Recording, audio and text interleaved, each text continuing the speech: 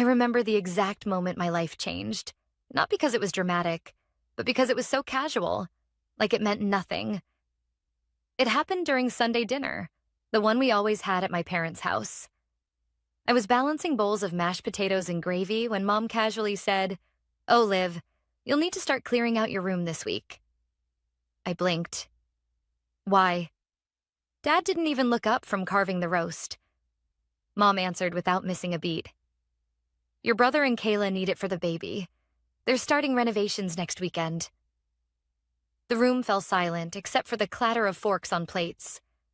I stared at her, waiting for a punchline, but there wasn't one. "Wait," I said slowly. "You're giving them my room? Where am I supposed to go?" Mom gave me that soft, condescending smile she used when I was little and didn't understand things. "You're 26, Olivia. You're old enough to make sacrifices for family. That's what sisters do."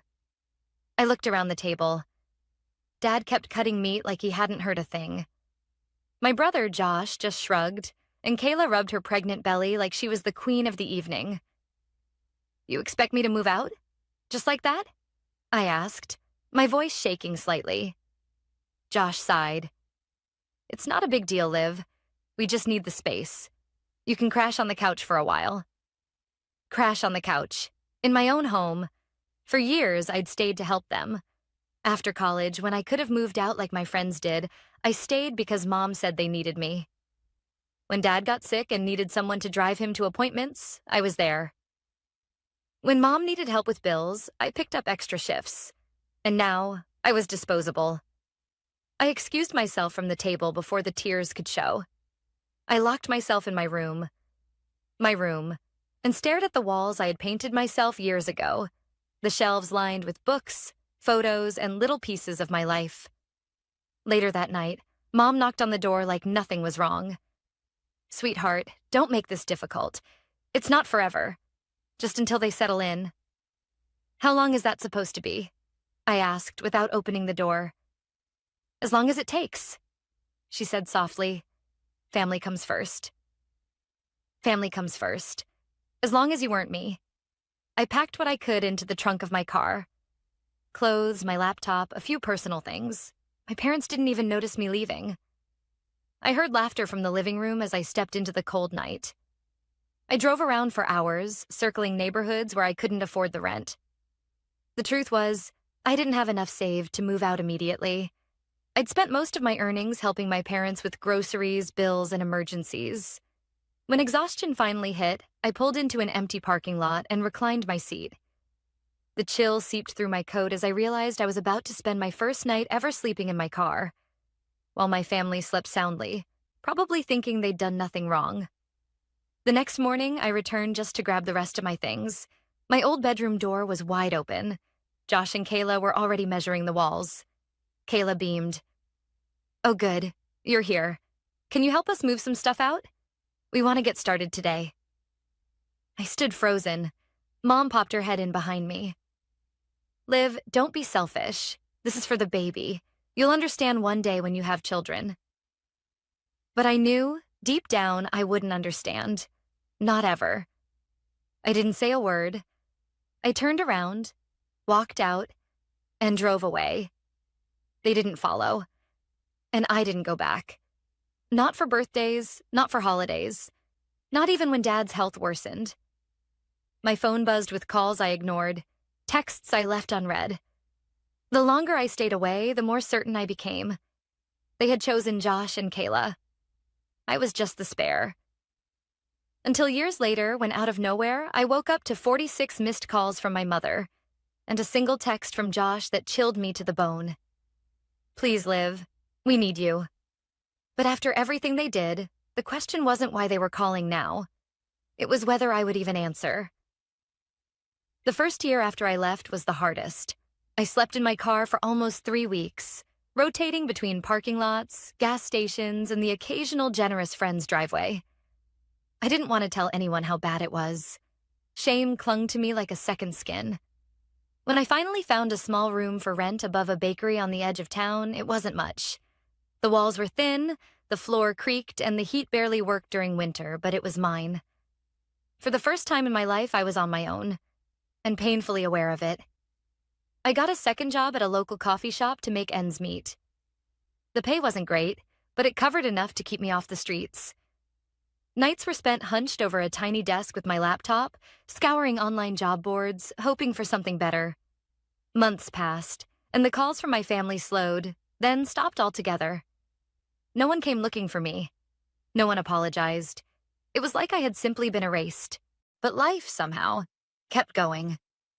The second year, I landed a position as an administrative assistant for a small marketing firm. It wasn't glamorous, but it was stable.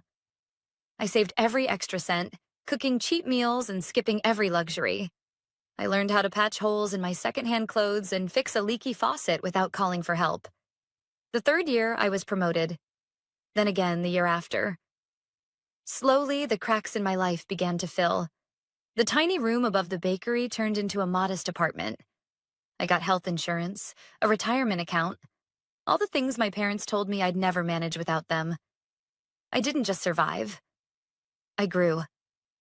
While Josh and Kayla were likely painting their perfect nursery and hosting baby showers, I was attending night classes, working toward a business certification. It was exhausting, but every passing day made me stronger, more independent. By the fifth year, I was leading projects, managing people, and finally earning enough to feel like I wasn't just getting by. I was building something. My apartment was still small, but it felt warm. Filled with secondhand furniture, I restored myself, framed photos of new friends, and the satisfaction of knowing every inch of it was mine. I didn't hear much from home. Occasionally, a friend from town would mention running into my mother or seeing photos of Josh's growing family on social media. I never looked them up. I didn't want to know. I couldn't afford to care. But that didn't mean it didn't hurt. Every holiday season, every birthday, I thought maybe they'd reach out with something more than a half-hearted text or a stiff Happy Holidays message. But they never did. It became obvious they weren't just busy. I'd been replaced. And so I moved on. I built a quiet, simple life. I started volunteering at a local youth center, mentoring girls who reminded me too much of myself at that age. Eager to please, always sacrificing, always putting themselves last. I poured into them the love and wisdom I had once craved from my own family. By year 7, I was proud of what I'd become. Then, out of nowhere, they found me. It was a rainy Thursday morning when I saw them. 46 missed calls stacked on my lock screen. Mom, Josh, Kayla, even Dad, who hadn't called me in years. Their texts were desperate. Please call us. We need you. It's about Dad. It's serious. Olivia, please come home. Home. As if that place could still be called that. I stared at my phone for a long time, heart pounding. The part of me that still longed for family, for belonging, wanted to answer immediately. But the other part, the part that had learned the hard way what their love really meant, hesitated. What could they possibly want from me after all this time? They hadn't needed me when they took my room, when they left me out in the cold, when I was sleeping in a freezing car. But now? Now they suddenly needed me? I turned my phone over, face down on the kitchen table. For the first time in years, I wasn't sure what to do.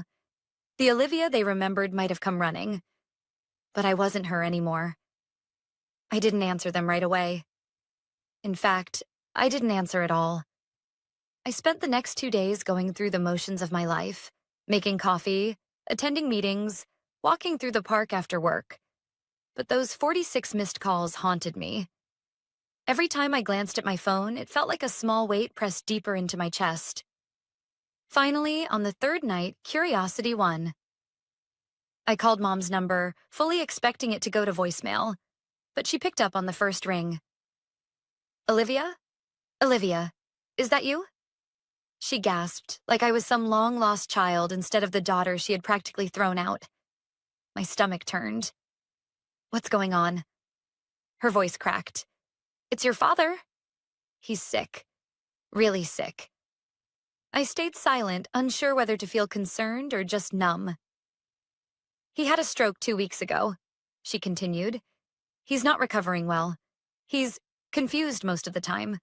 Josh and Kayla have been handling everything, but her voice faltered. We need you. The words hung in the air like a bad smell. You need me? I asked, bitterness slipping out before I could stop it. There was a pause. Olivia, please don't be like this. We're family. We need to come together. The audacity. I thought about all those nights I'd spent shivering in the car, wondering why my so-called family hadn't needed me then. Still, I forced myself to ask, why now? You made it very clear I wasn't part of the family anymore when you gave my room away like it was nothing. Mom's breath hitched. It was never about that. We were under pressure with the baby coming, and you're strong. We thought you'd land on your feet. We didn't know it was that hard for you. I clenched my jaw. That hard? Like I hadn't been sleeping in parking lots? Before I could respond, Mom whispered, Josh and Kayla moved into their own place last year. The house is empty now. We could really use your help. So there it was. Not just Dad's illness. The house, their house, was too much for them now. They needed a caregiver, a replacement, a daughter again, but only because they were desperate. And they hadn't even asked if I was willing. It was just assumed, like always. I didn't give her an answer. I told her I'd think about it, then hung up. The next day, Josh called. Unlike Mom, he didn't bother with pleasantries. Look, Liv, Dad needs help. We all do. Don't make this harder than it needs to be. I almost laughed. Harder than it needs to be? You know, I said, keeping my voice steady. I never got an apology. Josh sighed. Liv, that was years ago. We were all under a lot of stress. You've had time to move on. But I hadn't moved on. Not fully, because I had never been given the chance. They had moved on the moment I drove away, and now they expected me to do what I'd always done. Quietly step in, clean up the mess, and put my own life on hold. Later that night, I visited the old neighborhood. I parked outside the house I used to call home, watching from a distance as dim lights flickered behind the curtains. The paint was peeling, the yard unkempt. The place that once seemed so full of life looked hollow. Mom sat on the front porch, wrapped in a shawl, staring out at the empty street. For a brief second, I almost pitied her. But then I remembered that cold night when I'd packed up my life and left without so much as a backward glance, because none of them had cared enough to stop me. And here's the thing. I had built something. Maybe it wasn't a big house or a picture-perfect family, but it was mine. I had friends who respected me, a job I loved, and a quiet, stable life far from their manipulations. As I watched Mom sitting there, unaware of my presence, I realized something. They weren't looking for me because they missed me. They were looking for me because they needed me to sacrifice, to save, to smooth things over. And now I wasn't sure if I would. I told myself I was just going for closure. That's the lie I clung to as I drove down the familiar streets, watching the town I had once called home pass by like the background of someone else's story. I hadn't been back in almost 8 years. Not for birthdays, not for holidays, not for anything. But now, with my father's health in question and my phone still buzzing every few hours with missed calls, I found myself pulling into the driveway I used to bike up as a child. The house looked worse up close. The paint had peeled further, the once well-tended garden was now overgrown, and the porch sagged slightly to one side. I hesitated, gripping the steering wheel so tight my knuckles turned white. Part of me wanted to put the car in reverse and never look back. But I didn't. I rang the doorbell. It was Mom who answered, and for a split second I saw relief flicker across her face. "Oh, Olivia," she breathed, pulling me into a hug before I could stop her. I stood stiff in her arms, unsure if I should return it. Inside, the house felt colder than I remembered. The walls were bare where family photos used to hang, and the familiar smell of vanilla and cinnamon that usually accompanied Mom's baking was absent.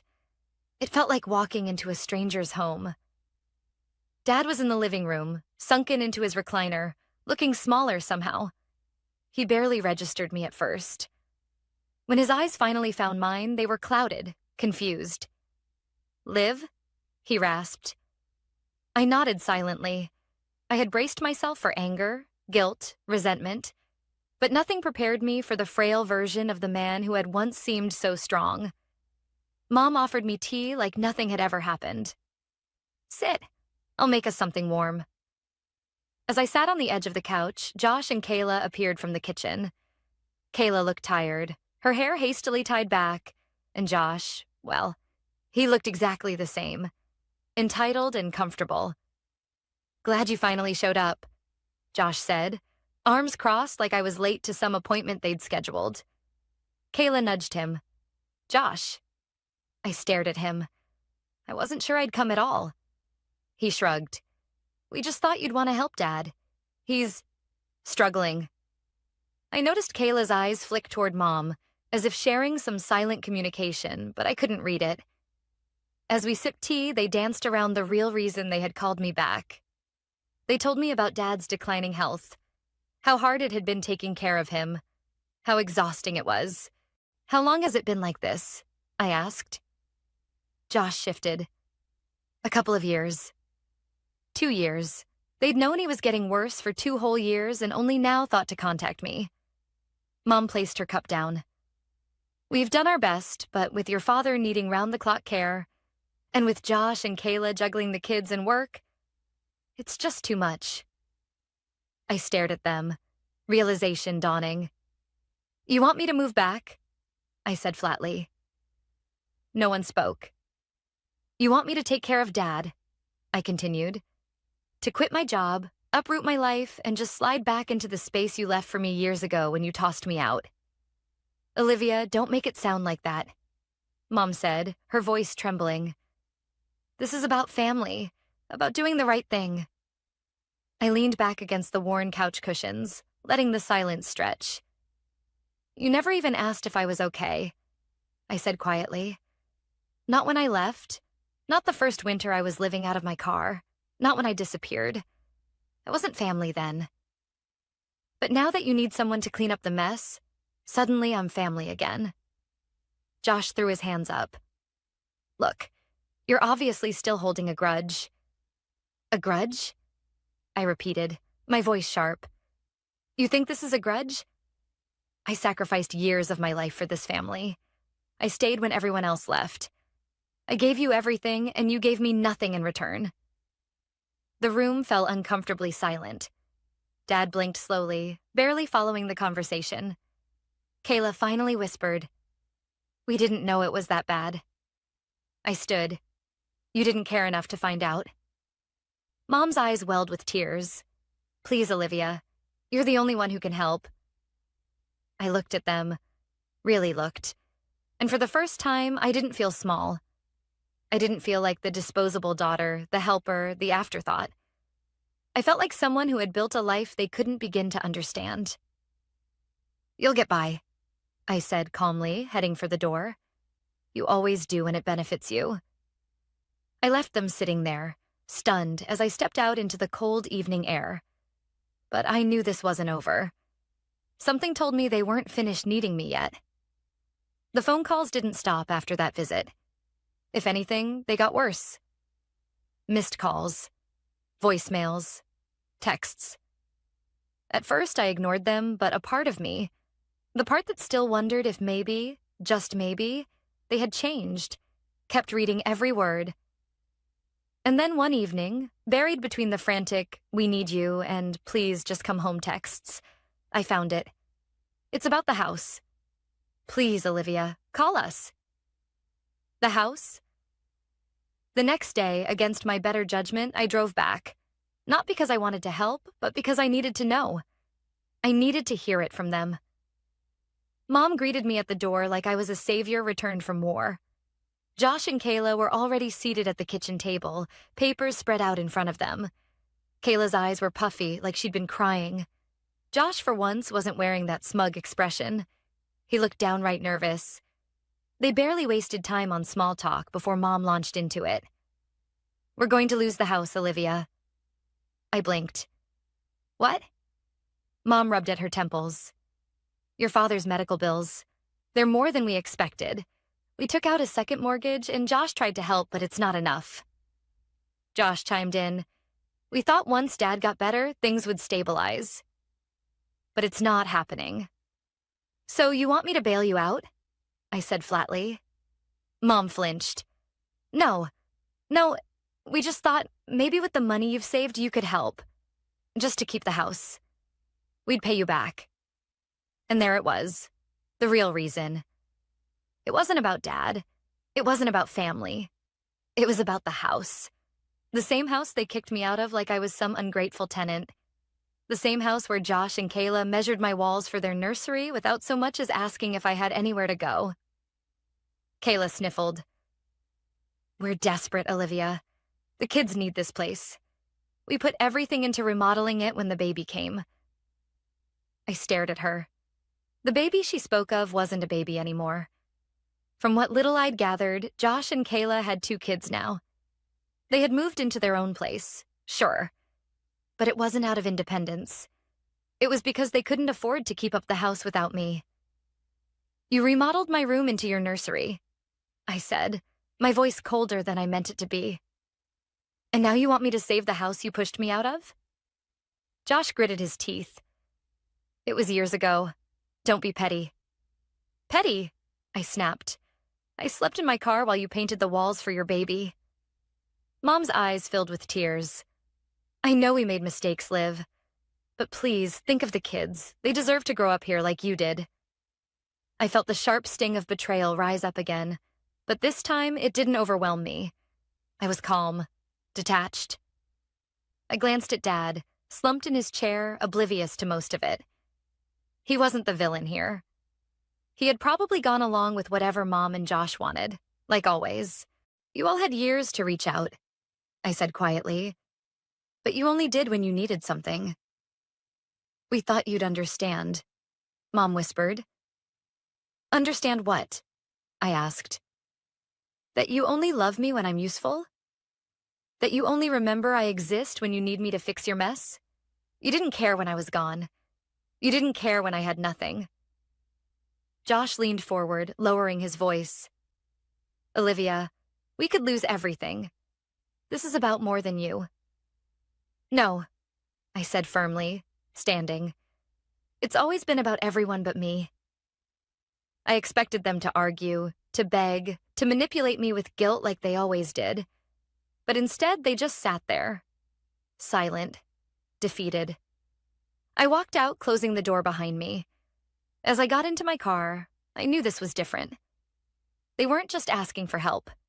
They were depending on me.